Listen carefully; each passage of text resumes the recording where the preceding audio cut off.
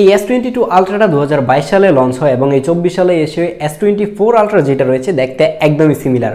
Even জানুয়ারি মাসে যেটা আসতে যাচ্ছে S25 আলট্রা দেখতে কিন্তু সেম এটার মতোই হবে। তাহলে বুঝতেই পারতেছেন এটা 3 বছর পুরাতন একটা ফোন, কিন্তু ডিজাইন এখনো কোনো চেঞ্জ আসে নাই। ইভেন কিছু কিছু ক্ষেত্রে S24 আলট্রার থেকেও এইটার ক্যামেরা বেটার পারফরমেন্স দিচ্ছে। শুনে অবাক হওয়ার কিছু নাই, এটাই সত্যি। তো আজকের এই ভিডিওতে আপনাদেরকে জানাবো যে এই 2024 সালের শেষের দিকে এসে অলমোস্ট 3 বছর পুরাতন এই S22 আলট্রাটা 55 থেকে 60,000 টাকা প্রাইস রেঞ্জে নিলে ভালো হবে কিনা। তার পাশাপাশি এটা ডিসপ্লের মধ্যে প্রচুর গ্রিন লাইন ইস্যু দেখতে পারতেছি। ইভেন আমার হাতের এই ডিসপ্লেটার মধ্যে একটা গ্রিন লাইন পড়ে গেছে আমি আনার পরে, এবং এটা কিছুক্ষণ থাকে কিছুক্ষণ চলে যায়। তো এইসব বিষয়ে আজকের এই ভিডিওতে কথা বলবো। আর এই সময় এসে ক্যামেরা পারফরমেন্স কেমন দিচ্ছে, ক্যামেরার কোয়ালিটি কীরকম রয়েছে সেগুলো নিয়েতে অবশ্যই কথা বলবো। কিন্তু তার আগে ধন্যবাদ দিতে চাই গ্যাজেটম্যানকে আমাদেরকে এই ডিভাইসটা দিয়ে হেল্প করার জন্য। আপনি যদি এই ধরনের কোনো ইউজড ডিভাইস স্যামসাং অথবা আইফোন কিনতে চান অথবা নতুন কোনো ডিভাইস কিনতে চান তাহলে কিন্তু গ্যাজেটম্যানের সাথে কন্ট্রাক্ট করতে পারেন। গ্যাজেটম্যানের সকল কিছু লিঙ্ক থাকবে ডেসক্রিপশন বক্সে। আর তাছাড়া তাদের যমুনা ফিউচার পার্কে শপ রয়েছে, চাইলে সেটাও ঘুরে আসতে পারেন। শুরুতেই যেটা বলছিলাম এটা ডিজাইনের কথা। অ্যান্ড্রয়েড মার্কেটে এখন পর্যন্ত যত ফোন রয়েছে আমার কাছে সব থেকে ভালো লাগে হচ্ছে এই ডিজাইনটাই। এখন বলবেন এটা ফ্ল্যাগশিপ একটা ফোন, এটা ডিজাইন সবার কাছে ভালো লাগবে, স্বাভাবিক। কিন্তু না, অন্যান্য কোম্পানিগুলো ফ্ল্যাগশিপ ফোন বানাচ্ছে, বাট সেইগুলা কেমন জানি সচরাচর ফোনের মতোই হয়, কিন্তু এইটা একটু ইউনিক টাইপের, যার কারণে আমার কাছে এইটাই একটু ভালো লাগে। তাছাড়া এটা ডিজাইন কিন্তু এখন পর্যন্ত পরিবর্তন হচ্ছে না, এবং সামনে S25 আলট্রা যেটা আসতেছে সেটা থেকে কিন্তু আমরা কোনো ধরনের চেঞ্জ দেখব না। যার কারণে আপনি 3 বছর পুরাতন ডিভাইস ইউজ করলেও দেখতে কিন্তু লেটেস্টের যেই সিরিজগুলো আসবে সেগুলোর মতোই লাগবে, যার কারণে ব্যাকডেটেড হয়ে যাওয়ার চান্সটা কিন্তু অনেকটাই কম। তাছাড়া এর ফ্রন্ট সাইডে যে ডিসপ্লেটা থাকছে সেটা কিন্তু একটা কার্ভ ডিসপ্লে। S24 আলট্রার মধ্যে কিন্তু ফ্ল্যাট করে দেওয়া হয়েছে, এবং এরপর থেকে যা আসবে সবগুলোই কিন্তু ফ্ল্যাট ডিসপ্লে আসবে। এই ফোনটা প্রথম অবস্থায় হাতে নেওয়ার পর আপনি ফিল করতে পারবেন যে এই ফোনটা খুবই হেভি এবং খুবই বড়সড় একটা ফোন।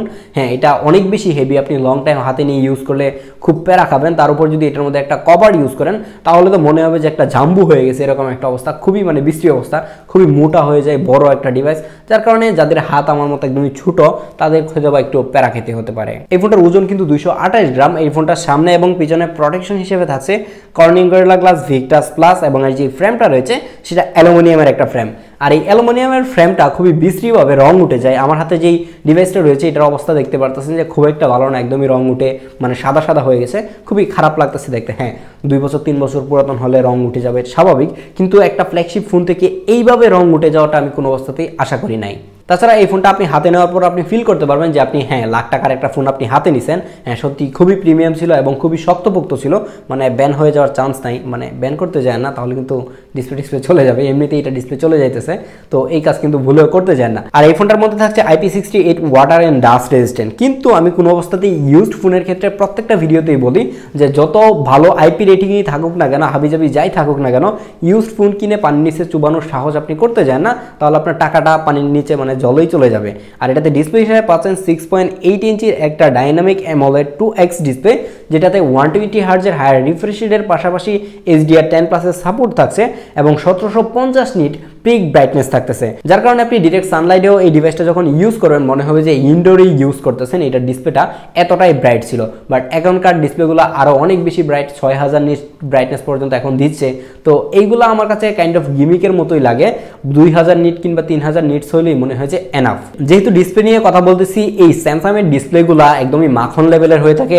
ডিসপ্লের কালার থেকে শুরু করে শার্পনেস সবকিছুই টপ নচ, এইটা নিয়ে কোনো অবস্থাতেই কারো কমপ্লেন নাই এবং আমারও নাই, যার কারণে ডিসপ্লে নিয়ে এই কথাটা এখন নাই বলি। এখন এটা নিয়ে কথা বলা যাক যে গ্রিন লাইনের বিষয়টা।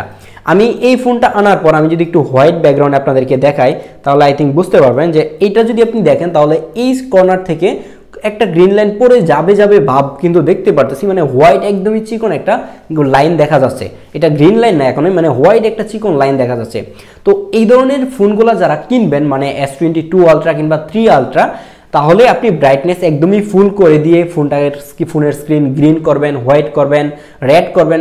তো এই ধরনের কালার চেঞ্জ করে আপনি দেখবেন যে কোনো অবস্থাতেই গ্রিন লাইন কিংবা কোনো ডেড পিক্সেল দেখা যায় কিনা, খুবই ক্লিয়ারলি দেখে নেবেন। দোকানদার যতই বলুক যে এটা ভালো, এটা আপনি নেন, এটাতে কোনো প্রবলেম নাই, না, তাদের কথা কারো কথাই বিশ্বাস করার দরকার নাই, কোনো দোকানদারের কথাই না।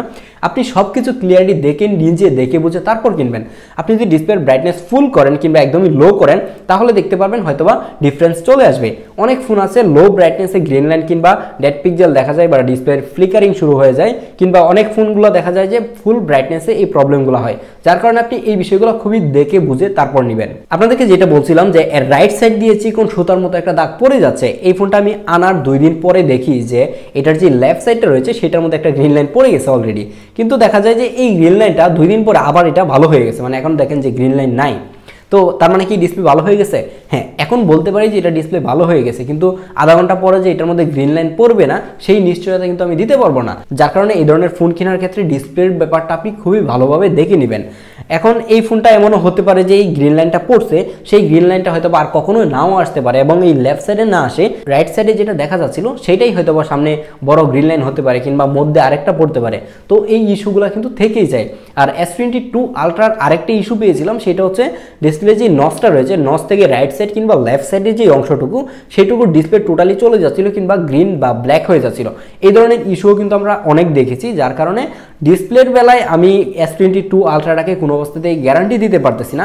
কিন্তু যদি আপনি ওভারঅল চিন্তা করেন তাহলে যেই প্রাইস রেঞ্জে এখন পাওয়া যাচ্ছে, কিংবা এটার মধ্যে যেহেতু টুকটাক ইস্যু রয়েছে এবং আমার হাতের ডিভাইসটা এতটাও ফ্রেশ না, তো সেক্ষেত্রে এই ধরনের ডিসপ্লেগুলো কিংবা এই ধরনের ডিসপ্লের যে ইস্যুগুলো রয়েছে বা ফোনের যে টুকটাক ইস্যু থাকে সেই ফোনগুলো কিন্তু আপনি অনেক অনেক কম প্রাইসে কিনতে পাবেন, মানে ইনটেক একটা ফোন থেকে কিংবা একদমই ফ্রেশ একটা ফোন থেকে। তো যাদের বাজেট কম তারা কিন্তু এই ধরনের ফোনগুলো দেখতে পারেন যদি আপনি রিস্ক নিতে চান।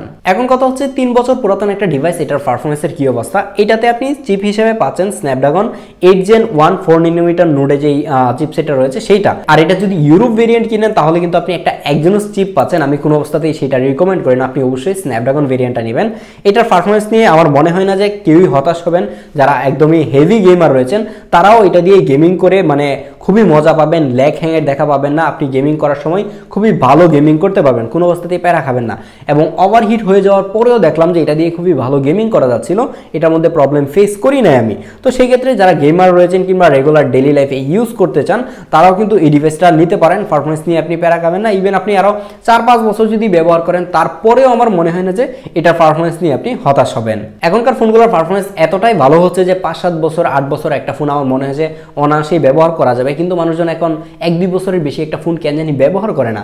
আমি নিজেই পার্সোনালি আমার একটা ফোন প্রথম ফোনটাই আমি মনে হয় 4 বছর নাকি 5 বছর ব্যবহার করছি। তো সেই জায়গায় ওইটা ফ্ল্যাগশিপ ফোন ছিল না, আমি রেগুলার ইউজ করতে পারছি।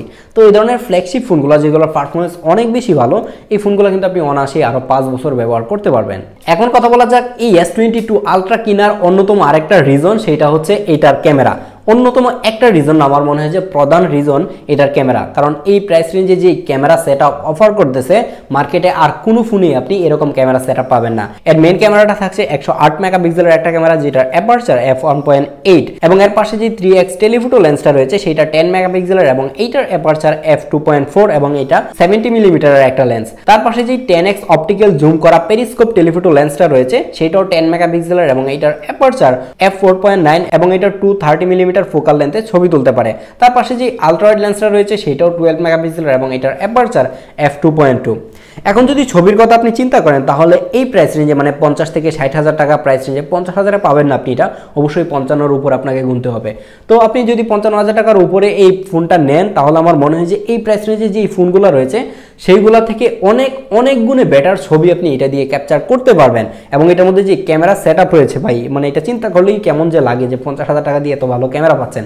তো আমার কাছে টাকা থাকলে হয়তো আমি এই ফোনটা নিয়ে নিতাম, কিন্তু ওই যে গ্রিন লাইন পড়ে যাওয়ার ভয়টা মনের মধ্যে থেকে যায়, তো এটা নেওয়ার কথা আমি চিন্তাও করি না।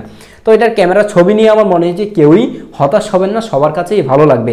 আপনি যদি এইটার পাশাপাশি সাইড বাই সাইড S24 আলট্রাকে কম্পিট করেন তাহলে 19-20 ডিফারেন্স দেখতে পাবেন। হ্যাঁ, চিন্তা করেন যে 1 লাখ টাকার একটা ফোনের সাথে আপনি 50% কমের একটা ফোন মানে কম্পিট করতেছেন 19-20 ছবির কম্পারিজন। আর আরেকটা বিষয় তো হয়তো সবাই জানেন যে S24 আলট্রার মধ্যে 10x যে লেন্সটা রয়েছে সেটা উঠিয়ে দেওয়া হয়েছে এবং 5x লেন্স ইউজ করা হয়েছে। তো সেই জায়গায় ওইটা সেন্সর যতই বড় হোক না কেন, 50 মেগাপিক্সেলের ক্যামেরা হোক না কেন, ডিজিটালি যদি ওইটা জুম করে তাহলে কিন্তু কোনো অবস্থাতেই অপটিক্যাল 10x এর সাথে কম্পিট করতে পারবেন না। আপনি কোনো অবস্থাতেই যদি দুইটাকে একসাথে মিলান তাহলে দেখবেন যে ডিটেল এবং শার্পনেসের ক্ষেত্রে কিন্তু এই S22 আলট্রা কিংবা S23 আলট্রা যেগুলো রয়েছে সেগুলো কিন্তু বেটার পারফরমেন্স করবে, এটাই স্বাভাবিক। তো সেই জায়গায় আমার মনে হয় যে এই দিক দিয়ে জুমের ক্ষেত্রে এখনও S22 আলট্রা S24 আলট্রা থেকে বেস্ট, ইভেন 5 আলট্রা থেকেও হয়তো বা বেস্ট থাকবে। আর এর যে 3x টেলিফোটো লেন্সটা রয়েছে এইটা দিয়ে যদি আপনি পোর্ট্রেট নেন তাহলে এই পোর্ট্রেটগুলো খুবই মাখন লেভেলের উঠতেছিল এবং আমার কাছে পার্সোনালি খুবই খুবই ভালো লাগছে এর পোর্ট্রেটগুলো। হ্যাঁ, 1x দিয়েও পোর্ট্রেটগুলো সুন্দর দেখায়, কিন্তু 3x এর যে পোর্ট্রেটগুলো রয়েছে সেটার আপনার ফেসের যে ডাইমেনশনটা কিংবা ব্লারিনেসটা সেগুলো আমার মনে হয় যে সবার কাছেই ভালো লাগবে এবং এইটার সবথেকে স্পেশালিটি কিংবা আপনি যদি শুধুমাত্র পোর্ট্রেটের জন্য নিতে চান তাহলে আমি এটাকে সাজেস্ট করি। কিন্তু এটার মধ্যে যদি মানে 5x এর পোর্ট্রেট নেওয়ার একটা সুবিধা দেওয়া হতো তাহলে আরও বেশি ভালো হতো। তার পাশাপাশি কিন্তু এটা ভিডিওর ক্ষেত্রেও অনেক ভালো সাপোর্ট দিচ্ছে। আপনি প্রত্যেকটা লেন্সেই 4K 60 fps এ ভিডিও রেকর্ড করতে পারবেন, ইভেন 8K 24 fps এও ভিডিও রেকর্ড করতে পারবেন। বাট 8K ভিডিওর দিকে আমরা না যাই, 4K ভিডিও নিয়ে কথা বলি, কারণ 8K ভিডিও কে কোথায় ইউজ করবে আমি এটা এখনও নিজেও শিওর না। আর এই ভিডিওটা রেকর্ড হচ্ছে এর মেন লেন্সের পোর্ট্রেট ভিডিও, এবং পোর্ট্রেট ভিডিওতে যদি আপনি ডিফল্ট সেটিংয়ে ভিডিও করেন মানে ব্লারনেসটা ডিফল্ট রাখেন তাহলে এরকম একটা ভিডিও পাবেন। আর যদি আমি একটু মানে মুভ করি তাহলে আই থিঙ্ক বুঝতে পারবেন যে এইচডি কতটুকু ভালো করতে পারে। এর এইচ ডিটেকশন নিয়েও আই থিঙ্ক কারো কোনো ধরনের কমপ্লেন থাকার কথা না, ভিডিও খুবই ভালো ছিল। কিন্তু এইটা যদি 4K ভিডিও করা যেত তাহলে আমার মনে হয় যে আরও বেশি ভালো হতো। এটা শুধুমাত্র 1080p ভিডিও রেকর্ড করা যায়। আর এখন রেকর্ড হচ্ছে 3x লেন্স দিয়ে। 3x লেন্স দিয়ে রেকর্ড করার পর আপনি দেখতে পারবেন যে আপনার ব্লারিনেসটা কিন্তু অনেক বেশি হয়ে যাবে এবং দেখতেও আমার কাছে 3x এটা বেশি সুন্দর লাগে। কিন্তু 3x এ রেকর্ড করার সময় কিন্তু আপনার অডিওটা মানে আপনাকে এক্সটার্নাল একটা মাইক্রোফোন ইউজ করতে হবে, কারণ অডিও আপনি ওরকম ভালোভাবে পাবেন না, যেহেতু আপনাকে অনেকটা দূরে চলে যেতে হবে।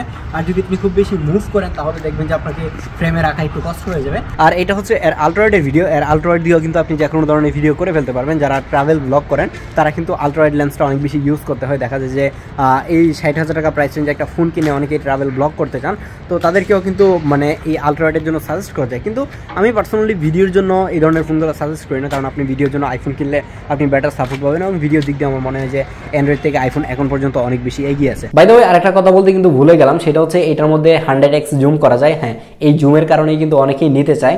এটা যে 100x জুমটা রয়েছে সেটা মানে 100% যখন আপনি জুম করে ফেলবেন তখন এতটাও ডিটেল থাকে না, মানে মোটামুটি দেখা যায় কি আছে না আছে, এটা মানে দেখার জন্য আমার মনে হয় যে সেটা ঠিক আছে। বাট 30x পর্যন্ত যদি আপনি জুম করেন তাহলে আপনি ইউজ করতে পারবেন ছবিগুলো। এর উপরে চলে গেলেই সেগুলোতে ডিটেল কমে যায়, নয়েজ চলে আসে কিংবা অনেক বেশি কাপাকাপি করে ফোকাস করতে ঝামেলা হয়। তো এই প্রবলেমগুলো কিন্তু থাকবে। 30x পর্যন্ত কিন্তু এটা খুবই ভালো পারফরমেন্স দিচ্ছিল। তাছাড়া এর যে সেলফি ক্যামেরাটা রয়েছে সেটা 40 মেগাপিক্সেলের একটা সেলফি ক্যামেরা, যেটার সেলফি স্যাম্পলগুলো আমি এই ভিডিওতে দেখাবো না এবং ভিডিও স্যাম্পলও দেখাবো না মানে সেলফি ক্যামেরার। তার কারণ হচ্ছে যে আমার হাতের এই ডিভাইসটার যে সেলফি ক্যামেরাটা রয়েছে সেটার মধ্যে অলরেডি ডাস্ট ঢুকে গেছে। হায় আল্লাহ, এখন কত হচ্ছে এই মানে অর্ধ লাখ টাকার ফোনের ক্যামেরাতে যদি ডাস্ট ঢুকে যায় তাহলে তো এটা খুবই মুশকিল। কিন্তু আপনি যদি S22 আলট্রা কিনেন তাহলে আপনারটাই ঢুকবে না। কারণটা আমি বলি, আমার কেন জানি মনে হচ্ছে আমার হাতের এই ফোনটার ডিসপ্লে হয়তো বা চেঞ্জ করা হয়েছে, না হলে এই ফোনটা খোলা হয়েছে। যদি এই প্রবলেম না হয় তাহলে ইনটেক একটা ফোনের মধ্যে কোনো অবস্থাতেই ডাস্ট ঢুকে যাওয়ার চান্স নাই বললেই চলে, কারণ যেহেতু আমার এটা ডাস্ট ঢুকে গেছে তাহলে এটা নিয়ে আমার সন্দেহ হচ্ছে। যদিও কিনা আমি গ্যাজেটম্যানের সাথে এটা নিয়ে কথা বলি নাই। আপনি যদি গ্যাজেটম্যান থেকে এই ডিভাইসটা নিতে চান তাহলে আপনি এইভাবেই কিনতে পারেন। তাছাড়া আপনি চাইলে কিন্তু তাদেরকে বললে তারা একটা ভালো ফ্রেশ ডিভাইসও দিবে, তাদের কাছে অনেক ডিভাইসের কিন্তু কালেকশন রয়েছে। তো যার কারণে আমি এটার ফ্রন্ট ক্যামেরা নিয়ে কথা বলতেছি না, যেহেতু আমি এটা নিজে ভালোভাবে দেখতে পারতেছি না, আপনাদেরকে কি শেয়ার করবো এটার। তাছাড়া এর যে ব্যাক সাইডের ক্যামেরাগুলো রয়েছে সেগুলোর ছবির স্যাম্পলগুলো দেখে হয়তো বা বুঝতে পারবেন যে এটার ব্যাক সাইডের ক্যামেরাগুলো আসলে অনেক বেশি ভালো ছিল। আপনি স্যামসাংয়ের S সিরিজের ফোন কিনবেন আর এটার মধ্যে S পেন ইউজ করবেন না, এটা তো মানে হতেই পারে না। এটার মধ্যেও একটা S পেন থাকতেছে এবং এই S পেন দিয়ে আমি বেশিরভাগ সময় এটার মধ্যে গুতাগুতি করি। প্রথম অবস্থায় আমি মনে করতাম যে এই S পেন আসলে কারা ইউজ করে, এটা মানে ইউজ করার তো কোনো কারণই নাই, হাতেই তো সব করা যাচ্ছে, মানে করা যায় না এমন কি আছে। কিন্তু আপনি যদি এই S সিরিজের ফোনগুলো ইউজ করেন আমার মনে হয় যে এই S পেনটা আপনি এনজয় করবেন, কারণ এটা দিয়ে ফোন ইউজ করতে কেন জানি একটা মানে আলাদা একটা মজা পাওয়া যায়, তো সেই মজাটা আপনি নেবেন। তাছাড়া আমার কাছে এই S পেনের ইউজ কেস খুব বেশি একটা মনে হয় না। যেরকম জাস্ট আপনি যদি ক্যামেরাতে যান তাহলে মানে ক্যামেরা দিয়ে জাস্ট এটা দূর থেকে রিমোটলি ক্লিক করে ছবি তুলতে পারবেন, কিংবা ক্যামেরার মানে সুইচ করতে পারবেন, ফ্রন্ট ক্যামেরা থেকে ব্যাক ক্যামেরা যেতে পারবেন। তো এই ধরনের ছোটোখাটো কিছু কাজ রয়েছে সেইগুলো ভালোভাবে করা যাচ্ছিল। তাছাড়া যদি আপনি ছোটোখাটো ডিটেল মার্ক করতে যান কিংবা ভিডিও এডিট করেন কিংবা ছবি এডিট করতে যান, তো সেই জায়গায় আমার মনে হয় যে এটা আপনাকে ভালো একটা সাপোর্ট দিবে। আর স্যামসাংয়ের যে এআইটা রয়েছে সেটার মধ্যে কিন্তু আপনি মানে স্ক্র্যাচ করে যে ইমেজগুলো আঁকা সেগুলো কিন্তু এটা দিয়ে খুব ভালোভাবে করা যাচ্ছিল। তো এই টুকটাক বিষয়গুলোর জন্য একটা ফোনের মধ্যে এরকম এত বড় একটা S পেন ঢুকাই দেওয়া আমার মানে খুব একটা লজিক্যাল মনে হয় না। বাট এই স্যামসাংয়ের S সিরিজের ফোনগুলোর স্পেশালিটি এই S পেনটাই। এই S পেন না দিয়ে এই জায়গায় একটা হেডফোন জ্যাক দিয়ে দিলে আমার মনে হয় সেটা আরও বেশি ভালো হতো। আর এই ফোনটাতে ব্যাটারি হিসাবে পাচ্ছেন 5000 mAh একটা ব্যাটারি, যে ব্যাটারি দিয়ে আপনাকে অনায়াসে এখনও একদিন পার করে দিচ্ছিল। হ্যাঁ, এই ডিভাইসটা আমার হাতের এই ডিভাইসটা বোঝাই যাচ্ছে খুব ভালো পরিমাণেরই ব্যবহার করা হয়েছে। তারপরেও এটার ব্যাটারি ব্যাকআপ নিয়ে আমি মানে সারপ্রাইজ যে এত বেশি ব্যাটারি ব্যাকআপ দিচ্ছে কী করে এত বড় একটা ডিসপ্লে নিয়ে। তো আপনি যদি এস সিরিজের ফোনগুলো ইউজ করেন তাহলে আপনি ব্যাটারি ব্যাকআপ নিয়ে কোনো অবস্থাতেই প্যারা খাবেন না, মানে এটা দিয়ে আপনাকে একদিন অনায়াসেই পার করে দিবে। যদি আপনি একটু কম ইউজ করেন তাহলে হয়তো 1.5 দিনও আপনার চলে যেতে পারে। তো ব্যাটারি ব্যাকআপ নিয়ে আপনাকে চিন্তা করতে হবে না, কিন্তু সেই জায়গায় আপনাকে অবশ্যই মানে দেখে শুনে একটা ফ্রেশ ডিভাইস কিনতে হবে, তাহলে ব্যাটারি ব্যাকআপ বেশি পাবেন।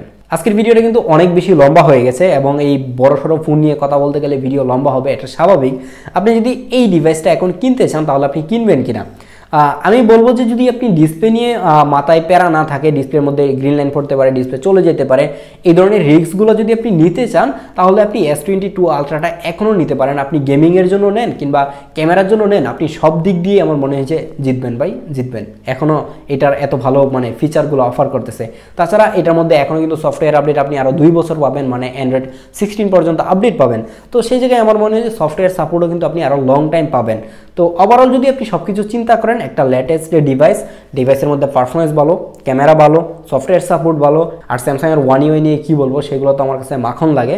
তো ওভারঅল যদি সব দেখেন আমার মনে হয় যে একটা বেস্ট ডিল এখন ওই S22 আলট্রা। আজকের এই ভিডিওটা এখানেই শেষ করতেছি, দেখা হচ্ছে পরবর্তী ভিডিওতে। আল্লাহ হাফেজ।